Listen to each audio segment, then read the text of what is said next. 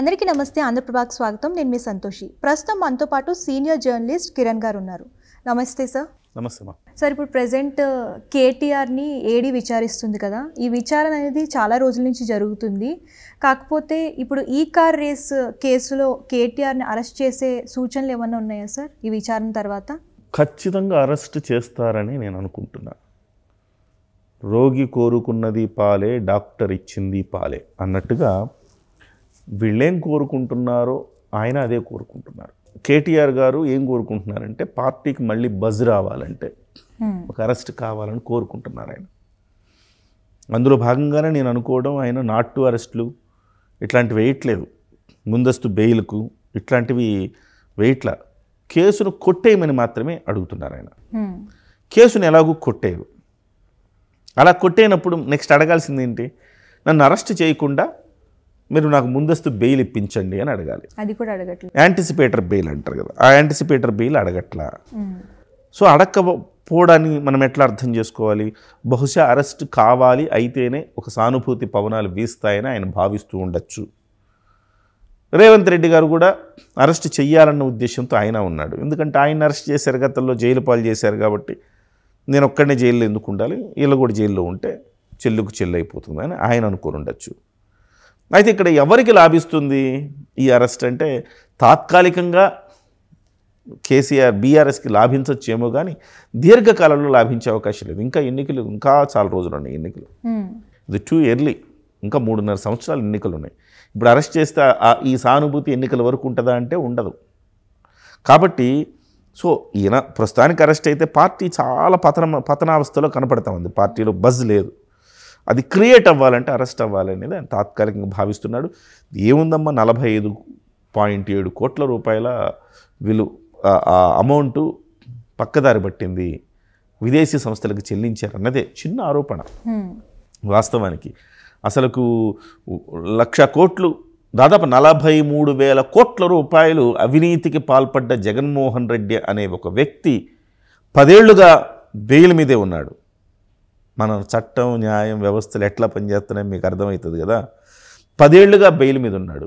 5 ఏళ్ళు ముఖ్యమంత్రి అయ్యాడు. ఈ 10 ఏళ్లలో చూడండి, 43,000 కోట్ల రూపాయలు అక్రమార్జన చేసావయ్యా నువ్వంటే అది నిరూపించి శిక్షలు వేయాల్సింది పోనిచ్చి ఆయన్ని మరొకసారి ముఖ్యమంత్రి అయ్యే అవకాశం కూడా ఈ రాజ్యాంగం ఇచ్చిందంటే మనకి ఇంకెవరికి భయం ఉంటుంది చెప్పండి? ఆఫ్టర్ ఆల్ 45 కోట్లు, 45 కోట్లు కూడా ఆయన కార్ రేసింగ్ సంబంధించి నేనేమనుకుంటానంటే టెక్నికల్లీ ఇది రాంగ్ కావచ్చేమో కానీ ఒక కొన్ని సందర్భాల్లో రాష్ట్ర ప్రైడ్ని చూపించుకోవాలంటే ఇలాంటివి కావాలనిపిస్తుంది. కాకపోతే దాన్ని టెక్నికల్గా కూడా చేసుకునే అవకాశం ఉంది. అలా చేసుకోకుండా అతి ఆత్మవిశ్వాసానికి వెళ్ళి ఏముంది, క్యాబినెట్లో పెడితే క్యాబినెట్ ఆమోదించదా, ఆర్బీఐకి చెప్తే ఆర్బీఐ ఓకే అందా, విదేశీ సంస్థలతో ఒప్పందం కుదుర్చుకొని వాళ్ళకి డబ్బులు ట్రాన్స్ఫర్ చేసేటప్పుడు నిబంధనలు ఉంటాయి. వాటికి అనుగుణంగా చేసుకోవాలి మనం. వాటికి అనుగుణంగా చేసుకున్నప్పుడు ఇలాంటి సమస్యలు వస్తాయి. టెక్నికల్గా ఆ 45 కోట్ల రూపాయలు ఆయన తినేసాడనో, లేకపోతే ఆ 45 కోట్ల రూపాయలు కేటీఆర్ లేకపోతే కేసీఆర్కి 45 కోట్ల రూపాయలు పెద్ద లెక్కనా కాదు కదా. సో ఆ 45 కోట్లకు కక్కుర్తి పడతారా? పడరు. వాళ్ళ మీద చాలా 1,000 కోట్ల రూపాయల అవినీతి ఆరోపణలు ఉన్నాయి, అది వేరే కథ. కానీ ఈ 45 కోట్ల రూపాయల విషయంలో మాత్రమే టెక్నికల్గా దొరికారు కాబట్టి దాని మీద ఆయన కేసు బనాయించాడు. ఏదేమైనా నేనేమనుకుంటానంటే ఇవాళే అరెస్ట్ అవుతాడు అని చాలామంది అన్నారు. 7 గంటల పాటు ఈడీ ప్రశ్నించింది, రకరకాల కోణాల్లో ప్రశ్నించింది ఈడీ. అది ఎట్లా ఉంటుందంటే ఈయన వెర్షన్ ఈయన చెప్తాడు. A1 ఈయన, A2 Arvind Kumar, A3 BLN Reddy, వాళ్ళను కూడా విచారించుంటారు. వాళ్ళు కొన్ని విషయాలు చెప్పుంటారు. ఆ విషయాలు ఈయన దగ్గర పెడతారు. పెట్టి ఈ కన్ఫ్యూజ్ చేసి అసలు విషయాలు రాబట్టాలనేదే విచారణలో చాలా కీలకమైన అంశం. అది 7 గంటల పాటు ఏం విచారిస్తారంటే 7 గంటల పాటు కంటిన్యూస్గా క్వశ్చన్స్ వేయరు. సహజంగా కూర్చోబెడతారు, కాసేపు తర్వాత ఒక అధికారి వస్తాడు మాట్లాడతారు, మళ్ళీ కాసేపు తర్వాత ఇంకో అధికారి వస్తాడు మాట్లాడతారు, మళ్ళీ కాసేపు రెస్ట్ ఇస్తారు, మళ్ళీ ఒక భోజనం పెడతారు, టిఫిన్ ఇస్తారు, టీ ఇస్తారు, అన్నీ ఇస్తూ ఉంటారు, మధ్యలో వస్తూ ఉంటాయి. అలా 7 గంటల పాటు వాళ్ళ సహనాన్ని కూడా పరీక్షిస్తుంది. అదొక వెర్షన్, అదొక స్టైల్ ఆఫ్ ఇన్వెస్టిగేషన్ అనమాట. 7 గంటల పాటు విచారించిన తర్వాత వాళ్ళు కొన్ని అంశాలు తీసుకున్నారు, నోట్ చేసుకున్నారు, పంపించేశారు ఇవాళ. కానీ బహుశా నేను అనుకోవడం ఇప్పుడు ఈడీ పంపించేసింది, కానీ తర్వాత ఏసీబీ కేసు ఇది. ఏసీబీ కనుక రేపు మళ్ళీ విచారణకు పిలిస్తే కనుక అరెస్ట్ చేస్తారు అనుకుంటున్నా. డెఫినెట్గా ఏ శుక్రవారం కరెక్ట్గా చూసి శుక్రవారం రోజు అరెస్ట్ చేస్తారు. శనివారం ఆదివారం కోర్టులో ఉండమని చెప్పేసి. ఇవాళ అది కూడా లేదు. ఒక రఘురామకృష్ణరాజు గారిని అరెస్ట్ చేసినప్పుడు యుద్ధ ప్రాతిపదికన ఒక రోజులో ఆయన బెయిల్ తెచ్చుకోగలిగాడు.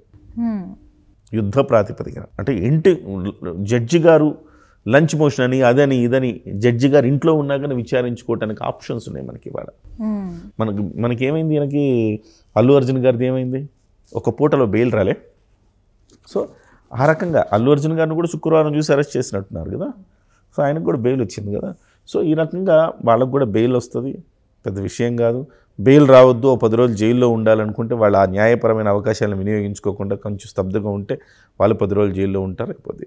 మొత్తం మీద కేసీఆర్ అరెస్ట్ అవ్వటం అయితే ఖాయం.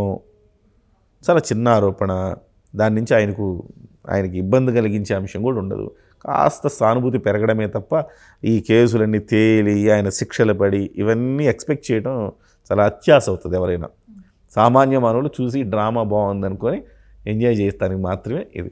ఓకే సార్, ఇంతకు ముందు సినిమాలు రిలీజ్ అయినప్పుడు 50 రోజులకో 100 రోజులకో ఈ సినిమాకి ఇన్ని వసూలు వచ్చాయని చెప్పేవారు.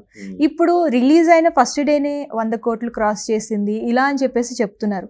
సో ఇదంతా ఎందుకు సార్? అంటే ఆ సినిమా మీద బజ్ క్రియేట్ చేయడానికి కావాలని చెప్తున్నారా? నిజంగానే అన్ని వసూళ్ళు వస్తున్నాయా? యాక్చువల్గా ఇందులో నిజం ఎంత ఉంది? ఇది ఇండియాలో ఇప్పుడు పాన్ ఇండియా సినిమాలు రావడంతో ఈ రకమైన ప్రచారాలు కూడా ఎక్కువైనాయి. ఇందులో కొంత వాస్తవాలే ఉన్నప్పటికీ కొంత అవాస్తవం కూడా ఉంది. అంటే మీకు 100 కోట్లు వచ్చినాయి అనుకోండి, ఇంకో 50 కోట్లు పెంచి చెప్పుకోవటం, సో రికార్డుల కోసం చెప్పుకోవటం, ఆ రకమైన పరిస్థితి కూడా ఉంది. నిజంగా వీళ్ళకి వచ్చిన లెక్కలేంటో ప్రభుత్వానికి సమర్పించేటప్పుడు చెప్తారు, అవి వాళ్ళకి నిజమైన లెక్కలు. కానీ వాస్తవానికి ఇవాళ ఏంటంటే 100 కోట్ల క్లబ్ను ఒకప్పుడు 100 కోట్ల సినిమా చేసిందంటే అబ్బా 100 కోట్ల సినిమానా అంటారు. ఇవాళ సంక్రాంతికి వచ్చిన 3 సినిమాలు 100 కోట్ల మార్కుని ఎప్పుడో దాటేశాయి. తాజాగా సంక్రాంతికి వస్తున్నాం కూడా 100 కోట్లు క్రియేట్ చేసింది హిస్టరీ. ఇంతకుముందు సినిమా హిట్కి ఫార్ములా వేరమ్మా. ఇంతకుముందు సినిమా హిట్ అంటే ఒక 15 ఏళ్ల క్రితము సినిమా హిట్టా ఫట్టా అని తెలుసుకోవాలంటే 100 రోజులు ఆడాలి సినిమా. 100 రోజుల పాటు సినిమా ఆడితే అది 100 రోజుల ఫంక్షన్. ఇన్ని సెంటర్లో 100 రోజులు, ఇన్ని సెంటర్లో 50 రోజులు అని వేసేవాళ్ళు. 100 రోజులకి శత జయంతి ఉత్సవాలని చేసేవాళ్ళు, శతదినోత్సవం చేసేవాళ్ళు. అదొక పెద్ద డిఫరెంట్ ఇది ఉండేది అనమాట.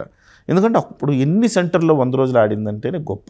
కానీ ఇవాళ వచ్చేటప్పటికే ఇన్ని సెంటర్లో అన్ని రోజులు ఆడే అవకాశం లేకుండా పోయి థియేటర్కి రావటమే తక్కువైపోయింది. జనం ఓటీటీలో వచ్చేసినాయి, సోషల్ మీడియా బాగా పెరిగిపోయింది. అప్పట్లో ఒక రివ్యూ రావాలంటే ఒక వారం తర్వాత మాత్రమే ఏదో ఒక పేపర్లో వారం తర్వాత వచ్చేది రివ్యూ. ఇవాళ అట్లా కదా, అంతా ఆన్లైన్. మీరు గంట సినిమా రిలీజ్ అయిన ఇంటర్వెల్ ఫస్ట్ షో పడిన ఇంటర్వెల్కి రివ్యూ వస్తుంది. మినిట్ టు మినిట్ ఎవడో ఒకడు ఫోన్ చేసి చెప్తాడు, లేకపోతే వాడికి మొబైల్ ఉంటుంది కదా చేతిలో, మొబైల్లోనే వాడు రివ్యూ పెట్టేస్తాడు. ఇది ప్రతి ఒక్కడు సినిమా రివ్యూర్ అయిపోయాడు ఇప్పుడు. కాబట్టి వాడికి తోచింది రాసేస్తాడు. సో నిజంగా సినిమా కొంచెం బాగుందనుకోండి ఇలా వెళ్తుంది, కొంచెం బాగాలేదనుకోండి ఇలా పడుతుంది.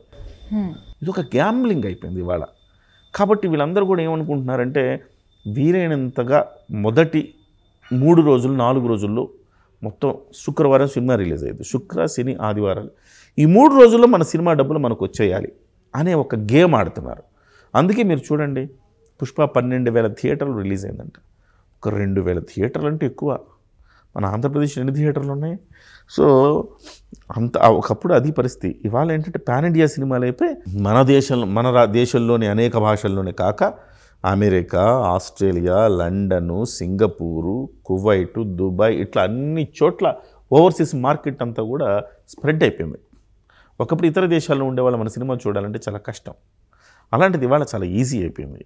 ఈజీ అవ్వటం వల్ల ఒకే రోజులో డబ్బులు సంపాదించాలి చూసుకుంటున్నారు. పెద్ద సినిమా పడేటప్పుడు చిన్న సినిమాలు రిలీజ్ చేయడం, థియేటర్లు కూడా దొరకని పరిస్థితి ఉంటుంది.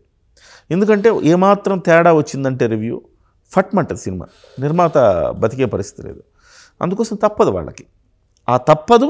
అట్ ద సేమ్ టైం కేవలం ఒక 3 రోజుల్లో వాళ్ళు ఎంత పెట్టారో అంత రాబట్టాలి.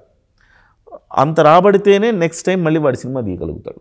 కాబట్టి ఇటు ప్రభుత్వం టికెట్ రేట్లు పెంచడమైనా కానీ, షోస్ పెంచడమైనా కానీ, ఎక్కువ థియేటర్లో పెట్టుకోవడం కానీ, ఇవన్నీ ఏంటంటే వ్యాపారం. సినిమా ఇప్పుడు ఇంతకు ముందు రోజులు 100 రోజులు ఆడితే సినిమా సూపర్, ఇవాళ 1000 కోట్ల మార్కు దాటాల.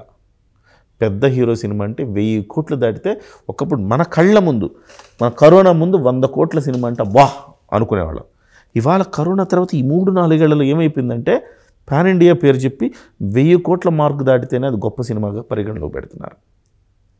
ఇవాళ పుష్ప 2 ఆ 1000 కోట్ల మార్కుని దాటింది. వాళ్ళు 2000 కోట్లు అట్లా చెప్పుకుంటారు కానీ బట్ 1000 కోట్లు అయితే దాటింది ఈజీగానే. సో అది కూడా గొప్పగా ఆడినట్టే లెక్క. సో బాహుబలి కావచ్చు, ఆర్ఆర్ఆర్ కావచ్చు, ఇవన్నీ కూడా 1000 కోట్ల మార్కు. ఆర్ఆర్ఆర్ 1200 కోట్లు ఏమో దాటింది. సో ఇవన్నీ కూడా 1000 కోట్ల మార్కు దాటినవి. ఇవన్నీ కూడా సూపర్ డూపర్ బ్లాక్ బస్టర్లు అని చెప్పాలి మనం. 1000 కోట్ల వరకు అందుకోగలిగితే శతదినోత్సవం చేసుకుంటే సినిమాకి ఎంత బజ్ వచ్చేదో ఇప్పుడు 1000 కోట్లు వసూలు చేస్తే అంత బజ్ వస్తుంది. కాబట్టి తప్పేం లేదు. ఇవాళ వాళ్ళు కూడా ఇంకా పెంచుకొని చేసుకుని మార్కెటింగ్ స్ట్రాటజీ అమ్మ, మనం ఏమంటాం చెప్పు, మార్కెటింగ్ స్ట్రాటజీ అది. ఇంత వసూలు చేసామని చెప్తే చివరికి మనం వెళ్ళి చూస్తాము ఆ సినిమా అంత బాగుందా అని చూస్తామని. సక్సెస్ మీట్లు కానివ్వండి, ఇవన్నీ కూడా మార్కెటింగ్ టెక్నిక్స్లో భాగమే. తప్పదు, వాళ్ళకి ఇప్పుడున్న సిచ్యువేషన్లో ఈ సోషల్ మీడియా ఇంతలా విస్తరించిన వేళ వాళ్ళ మార్కెటింగ్ స్ట్రాటజీలు వాళ్ళు ఉపయోగించుకోవాలి. సార్, మీ సమయాన్ని వెచ్చించి మా వ్యూస్కి మంచి ఇన్ఫర్మేషన్ ఇచ్చినందుకు థ్యాంక్ యూ సార్. వెల్కమ్.